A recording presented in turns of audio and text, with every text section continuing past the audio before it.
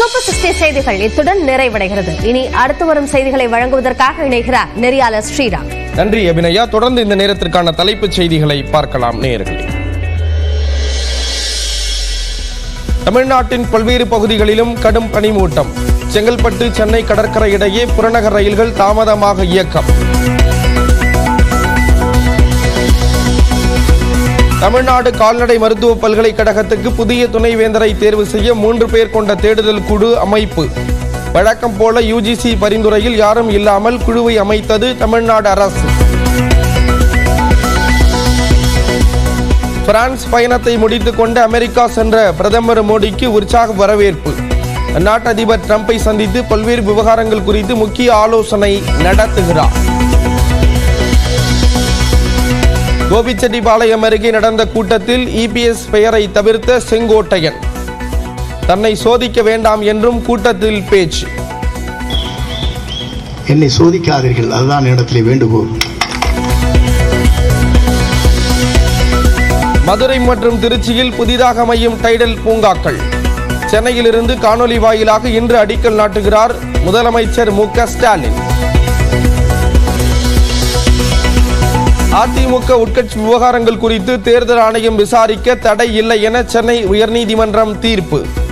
உரிமையியல் நீதிமன்றத்தில் விசாரணையில் உள்ள விவகாரங்கள் குறித்து விசாரிக்க கூடாது என்றும் உத்தரவு. நீதிமன்றம் நல்ல தீர்ப்பை வழங்கியுள்ளது என்றும் மீண்டும் தர்மமே வெல்லும் என்றும் முன்னாள் முதல்வர் ஓ பன்னீர்செல்வம் பேட்டி. தங்கள் தரப்பு கோரிக்கையை உயர்நீதிமன்றம் ஏற்றுக்கொண்டுள்ளதாக அதிமுக முன்னாள் அமைச்சர் சி.வி. சண்முகம் கருத்து. திமுகவில் ஊழல் செய்த 35 அமைச்சர்கள் சிறை செல்வார்கள் என தமிழக பாஜக தலைவர் அண்ணாமலை பேச்சு. தமிழ்நாட்டில் பாஜக ஆட்சிக்கு வந்தால் மற்ற மாநிலங்களை விட பெண்களுக்கு அதிக உதவித்தொகை வழங்கப்படும் என உறுதி. மக்களவை தேர்தலுக்கு பின் திமுக கூட்டணியின் வாக்கு சதவீதம் அதிகரித்திருப்பதாக இந்தியா டுடே கருத்து கணிப்பில் தகவல். இப்போது தேர்தல் நடந்தாலும் தமிழ்நாட்டில் 39 தொகுதிகளையும் இந்தியா கூட்டணியை கைப்பற்றும் என்றும் கணிப்பு.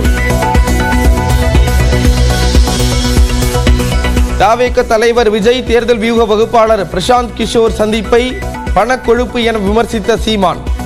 திரள்நிதி வாங்குவதை வழக்கமாக கொண்டுள்ள சீமானுக்கு அரசியல் யதார்த்தம் புரியவில்லை என தமிழக வெற்றிக் கழகம் பதிலடி. அரியலூர் மாவட்டம் ஆண்டிமடம் அருகே சாலையில் சென்றபோது சென்டர் மீடியனில் மோதி தீப்பிடித்து எரிந்த கார். காரிலேயே எரிந்து ஹோட்டல் உரிமையாளர் உயிரிழப்பு. சேலம் ஆத்தூர் அருகே 7ஆம் வகுப்பு மாணவிக்கு கூட்டு பாலியல் வன்கொடுமை. அதே பள்ளியைச் சேர்ந்த 3 மாணவர்கள் மீது வழக்கு பதிந்து விசாரணை. மதுரையில் போக்குவரத்திற்கு இடையூறாக இருந்த அலங்கார வளைவை அகற்றும் போது விபத்து. தூண் சாய்ந்து விழுந்ததில் பொக்லைன் எந்திர ஆபரேட்டர் உயிரிழப்பு. புதிய வருமான வரி சட்ட மசோதாவை மக்களவையில் இன்று தாக்கல் செய்கிறார் நிதியமைச்சர் நிர்மலா சீதாராமன். அறிமுகப்படுத்தப்பட்ட பிறகு ஆய்வுக்காக நாடாளுமன்ற நிலைக்குழுவிற்கு அனுப்பப்படும் என தகவல்.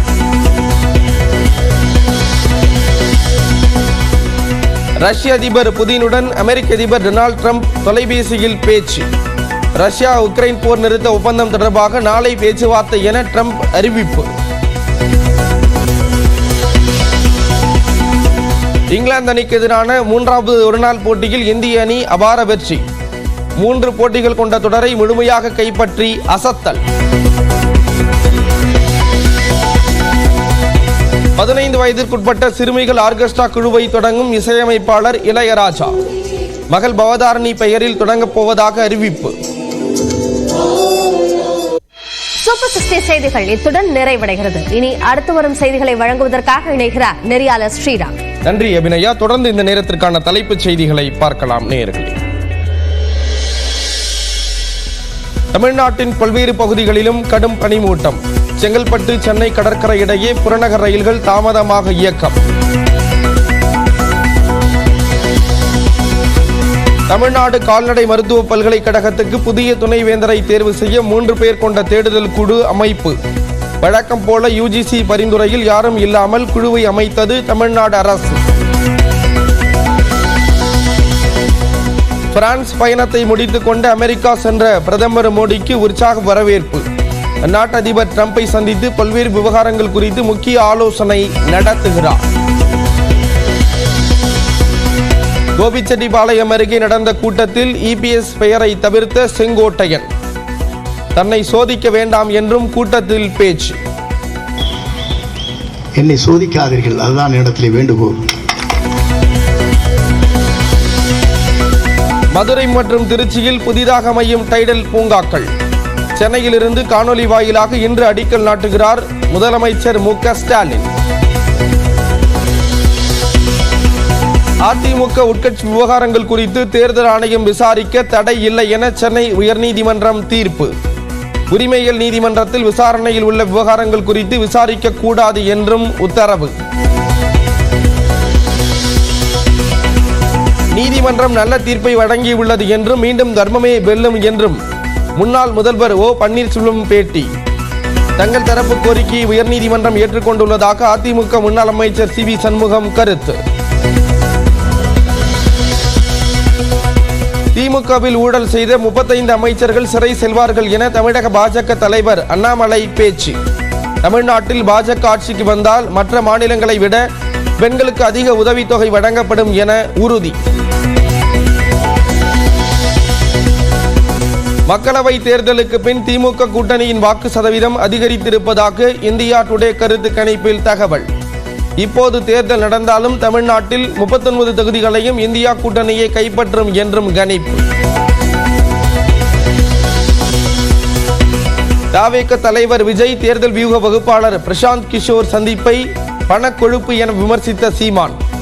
திரள்நிதி வாங்குவதை வழக்கமாக கொண்டுள்ள சீமானுக்கு அரசியல் யதார்த்தம் புரியவில்லை என தமிழக வெற்றிக் கழகம் பதிலடி.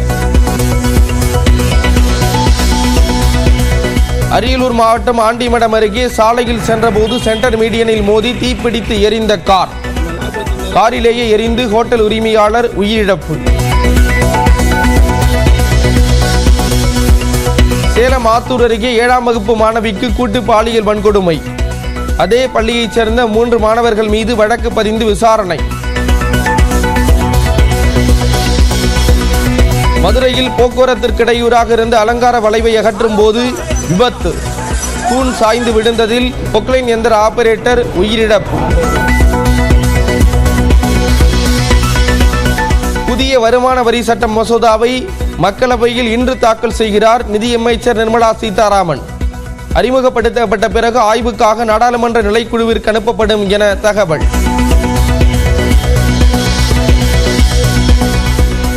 ரஷ்ய அதிபர் புதினுடன் அமெரிக்க அதிபர் டொனால்ட் ட்ரம்ப் தொலைபேசியில் பேச்சு. ரஷ்யா உக்ரைன் போர் நிறுத்த ஒப்பந்தம் தொடர்பாக நாளை பேச்சுவார்த்தை என ட்ரம்ப் அறிவிப்பு. இங்கிலாந்து அணிக்கு எதிரான 3வது ஒருநாள் போட்டியில் இந்திய அணி அபார வெற்றி. 3 போட்டிகள் கொண்ட தொடரை முழுமையாக கைப்பற்றி அசத்தல். 15 வயதிற்குட்பட்ட சிறுமிகள் ஆர்கெஸ்ட்ரா குழுவை தொடங்கும் இசையமைப்பாளர் இளையராஜா. மகள் பவதாரணி பெயரில் தொடங்கப் போவதாக அறிவிப்பு.